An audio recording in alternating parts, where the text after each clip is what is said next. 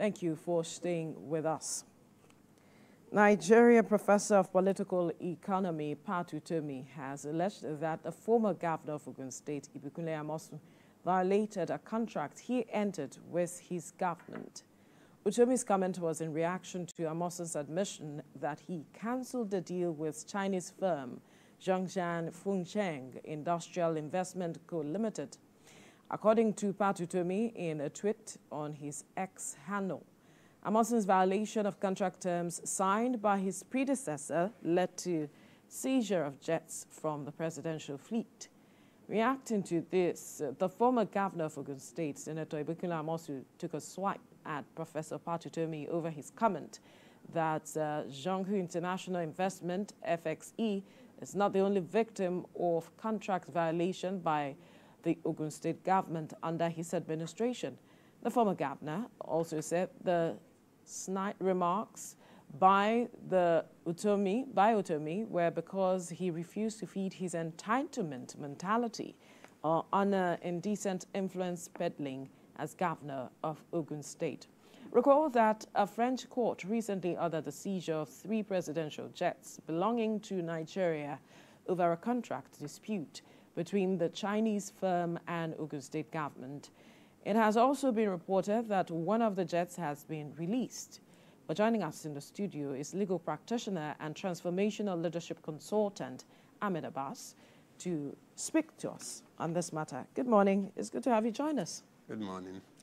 Now, let's get your first impression to this matter when you heard about it, and also the conversation going on between these two prominent persons talking about Pat Utomi and the former governor of Ogun State. I think if you are a student of our history, you'll know that this is not the first time we are having problem with contract. We seem to have a penchant for, having issues with, let me put it that way, issues with contracts that are legitimately entered into by our nation and maybe subnationals. You know, Virgin Atlantic at a point in time had a contract with the federal government. They are no longer in Nigeria. I mean, they were actually operating, there was an agreement between them. But I think the government came in and terminated the contract. And of course, you also remember that of the PID. Listen, so it's like it's a recurring decimal in our national affairs, and that's a cause for concern. Mm. And then the conversation going on between these two parties, Pat Utomi and Pat Utomi joined the fray to say that the government of Ibikunle Amosun terminated the contract he signed with his predecessor, and the governor responded by saying that he refused to feed, like you rightly said, entitlement mentality and peddling of influence and things like that. We sitting in the studio now might not really know what transpired in fact, except we have access to the documents of the contract. Then we'll see whether the clause for terminations were actually followed through, because in most contracts there will always be terms under which each of the parties can actually terminate the contract. So until you have access to such document, you might not be in a position to make an informed decision. Well, up until this issue of Zhongshan, Ogun State government and the federal government, if you look at the intricate web of contracts between this trial, do you believe that the seizure of the presidential jets is a legitimate attempt to recover damages or an overreach by these Chinese companies? It is an overreach in the sense that in international law,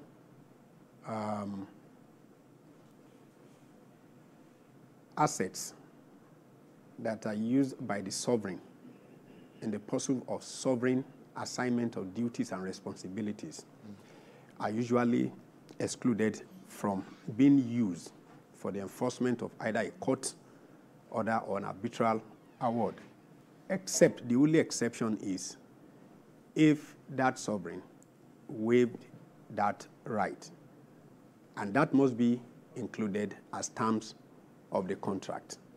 That is the only condition. But under international law, assets, because we must distinguish between commercial and functional assets. In international law, these are division. Assets that are being used probably for commercial purpose by the sovereign can become a subject of, levying and execution as in that are nearest to the beneficiary of an arbitral award. But if they are assets that are purely for the use of the sovereign in transacting business of state, they are actually excluded. But according to the report, they are acting based on court's, arbitral order, on this matter. So it's not that they're just doing it, out of their own volition. It's based on the order they got from the court. There are so many dimensions to this fact. Like I said, most times outside the purview of the documentary evidence before you, there are so many aspects of a court issue that you might not be in a position to actually. For example, I want to know, was Nigeria a party to the contract between the Chinese company and the Ogun State government? Because if I'm not a party to a contract, why should you seize my assets? The judgment cannot be binding on me. If I'm not party to a contract, I'm a stranger to a contract between the parties. You get a judgment, then you go after the party that you enter the contract into with. If two people have misunderstanding over a contract that they are parties to, I'm not a signatory to a party, to a contract. You can't get a judgment and come after my property or my interest. Yeah, but they are saying the federal government's property as a Nigeria's property. So one way or the other, they are trying to. Under international law, Nigeria is a sovereign entity and she has immunity. And that's what the government is also saying? Yes, she has immunity. You can't come after a government asset. So if the president were to be seated in the aircraft and you seize it, it's like levying war on that nation. That's why the consular offices, the embassies, they are extensions of the country. Countries, yes. If you attack the embassy of any country, if you attack the American embassy in Nigeria, you have actually levied war on the United States of America. And the United States of America will use everything at their disposal to respond. So there are assets that are under international law considered to be part and parcel of that sovereign nation, and they are immune from, court.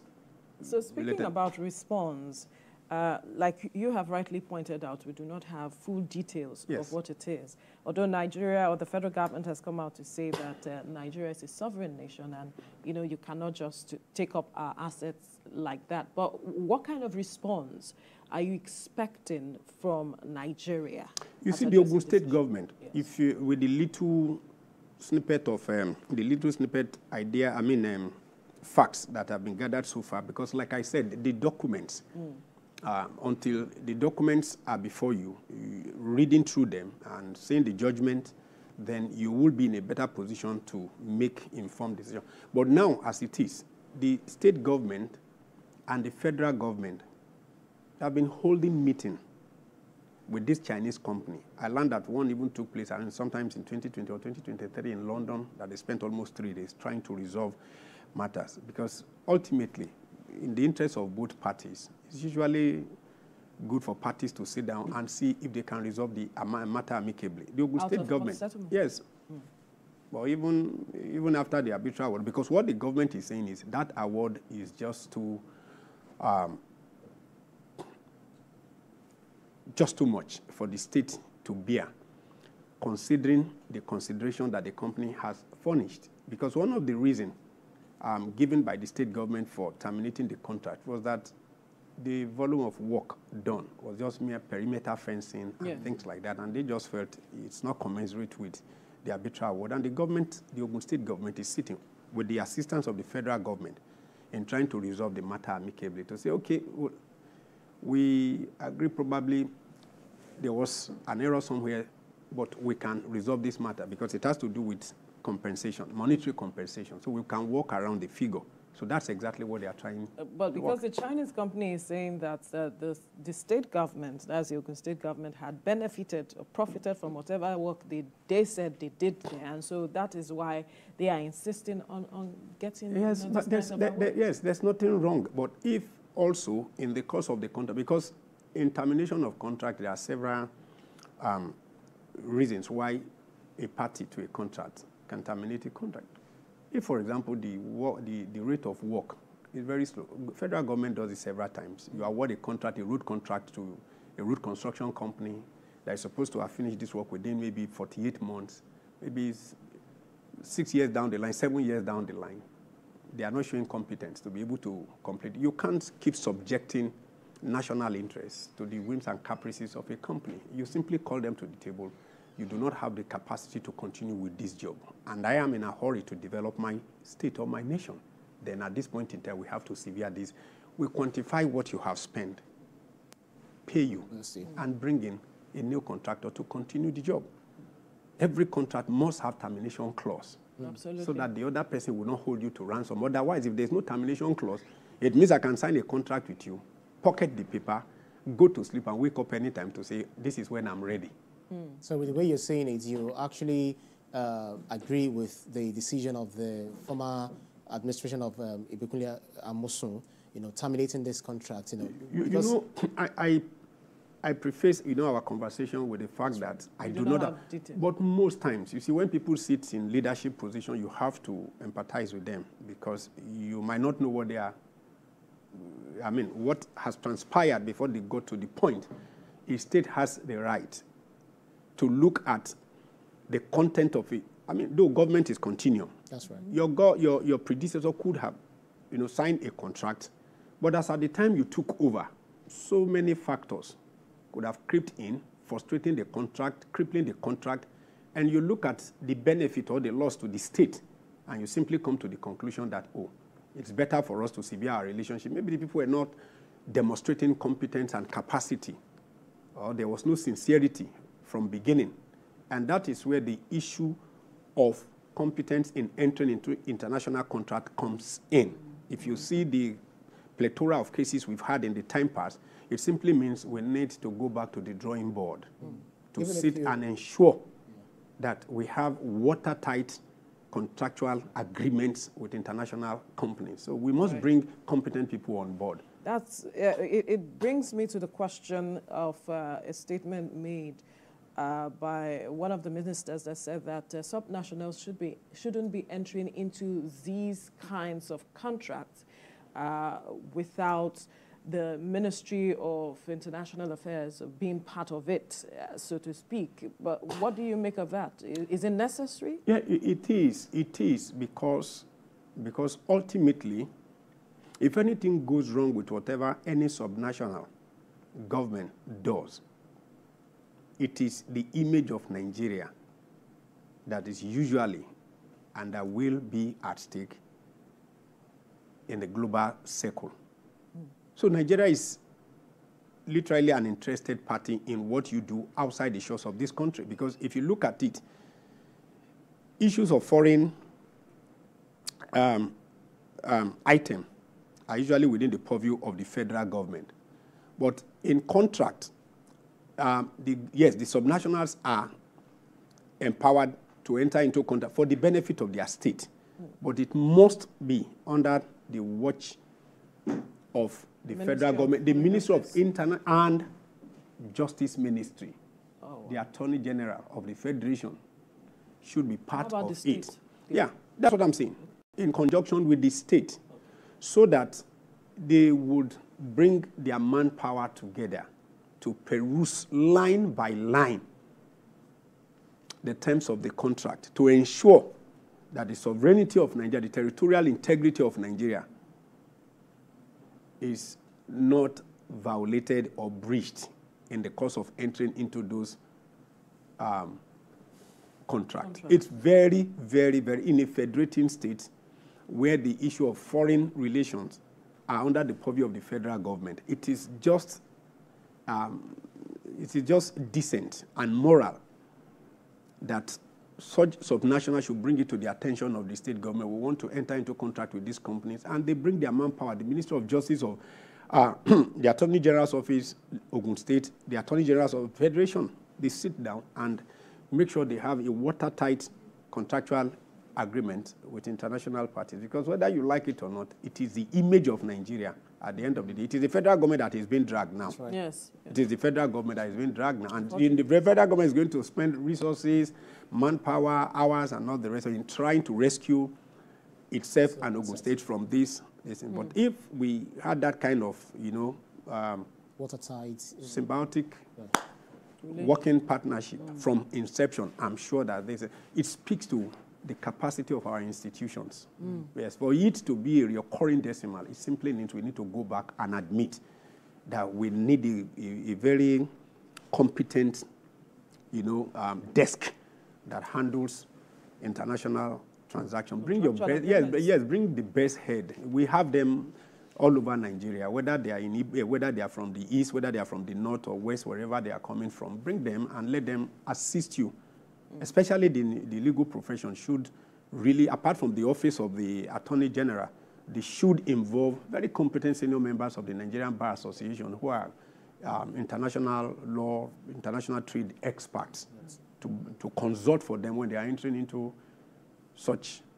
So you don't want to be drawn into the sentiments, right up by Professor Pat Utomi, on this matter, alleging that the administration of Ibikunle Amosun actually indiscriminately terminated certain contracts, leading to his own loss of about 200 million naira, as well as his own business partner from South Africa, and even allegedly leading to the death of someone whose contract was terminated and all of that. You feel, with Professor Pat Utomi saying this, although I've not seen others, reacting in this light, but we know he's a professor of repute, someone who is well known locally and internationally. You feel that there's something, there is more to it than meets the eye. As a trained lawyer, I don't listen to one side of a story. Yeah. Even most times when probably a woman comes to your office to tell you how bad the husband is, you must have a trained mind to say, look, I'll take your word like that, but I also know your husband is busy telling his own lawyer how bad and terrible you the wife is. There are three sides to it. Yes, so you just, he's saying that. I have tremendous respect for Pat Utomi, but a sitting governor, an ex-governor also said some things about why he did what he did. So if I have both documents via which the decisions were taken, the contract document and the termination document, I will be in a better position to say who is actually right or wrong. And that's the honest truth. And it's always, we are all human beings, and sometimes we all have sentiments to push. But I try as much as possible until I have the full facts on my table. I usually don't take sides. Professor Pat Utomi has said that he is not requesting that his money be refunded or anything, but he is just coming out to speak to these issues, so that is a recurring issue that we need to address. Yeah. And that it's now seeming like we are not learning lessons from our previous experiences. Yes, I can't shy away from the fact that sometimes what you see happening is when governments take over from governments, this idea of there's continuum in government, which seems to jettison it in this part of the world. Obasanjo sold our refineries during his tenure. Because we all came to the conclusion that these refineries were just a drain on the national resources. That was the most rational thing for any government to have done. But out of sentiment, it's our national asset, another regime came and reversed the decision. Obasanjo left 2007, 1999 to... Yeah. Yeah, he left around 2003 or 2007, till date. How many years down the line? So it simply shows that the reversal was actually a bad decision.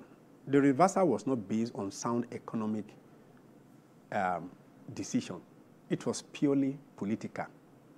People were saying, no, how can you sell our national asset to few set of people? It would have been better for those refineries to be privately managed, because it has become very obvious that the government has no business running any business. There's no business that the government had actually run in this part of the world. Look at the way they ran NITEL.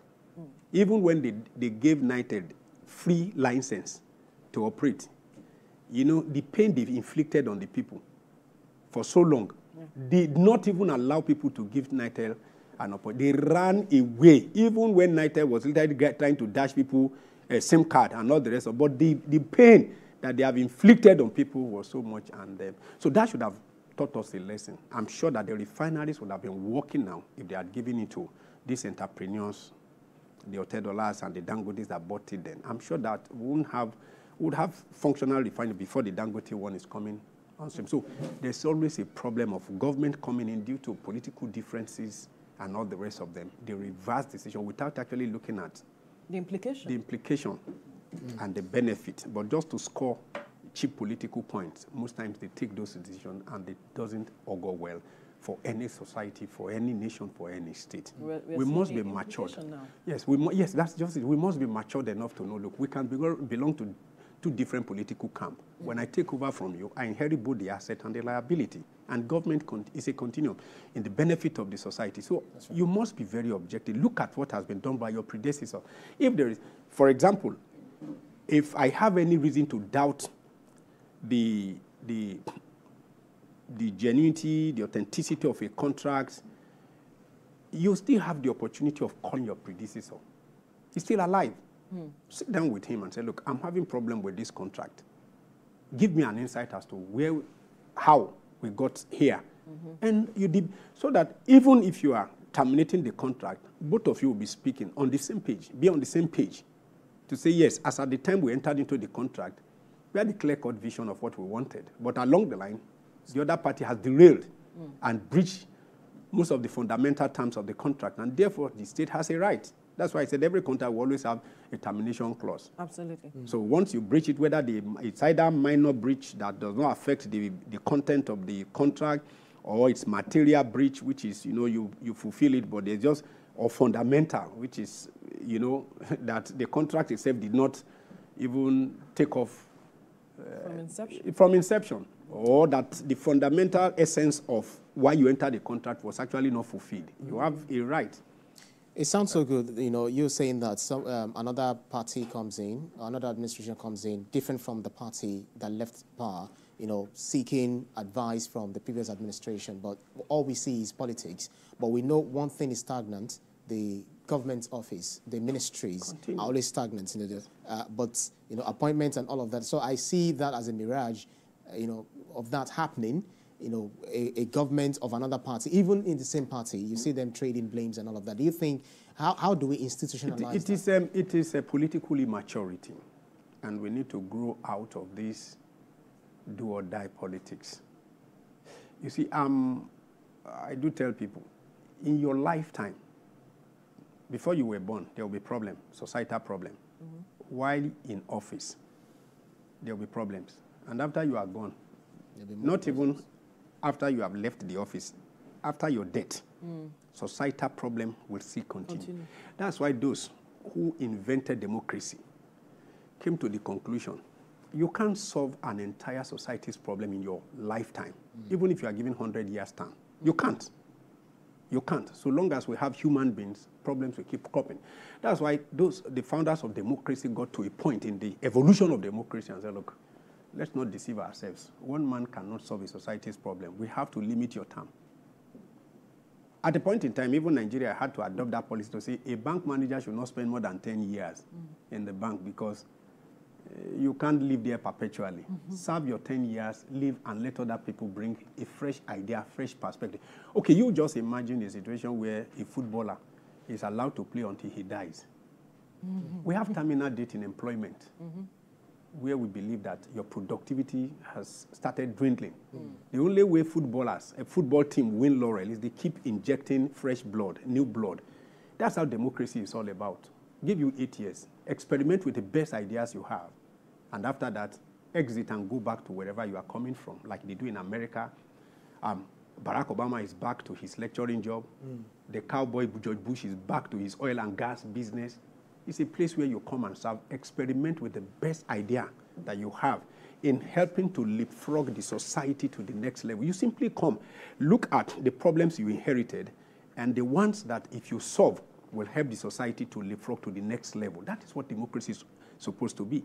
So, and when you come, whatever you see that your predecessor actually initiated, so long as it's in the best interest of the society, you continue it. Give him a standing ovation.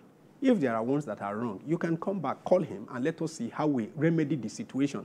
But you see this idea, and that's why the entire society is littered with abandoned projects. Because anytime any government comes, they want to take credit for starting a university and completing it within their tenure. Lagos State, for example, the traffic congestion, for example, has been like a permanent feature of our life. Jakande in 1979 to 1983 tried the even and odd number. And how many years down the line, the traffic congestion is still a problem. So that's to tell you, we have not been adopting scientific measure. Who says a state like Lagos, like London, cannot have an underground railway system? But one government can't finish such project. So it could be a project of 25, 30 years, started by someone, and you just have a roadmap for it. Like they're doing the rail, the red line and the blue line. You can project that in the next. Look, if the population of Lagos is still suffering traffic congestion in 2024, so what? Just imagine how the city will look like in another 10, 20, 30 years' time.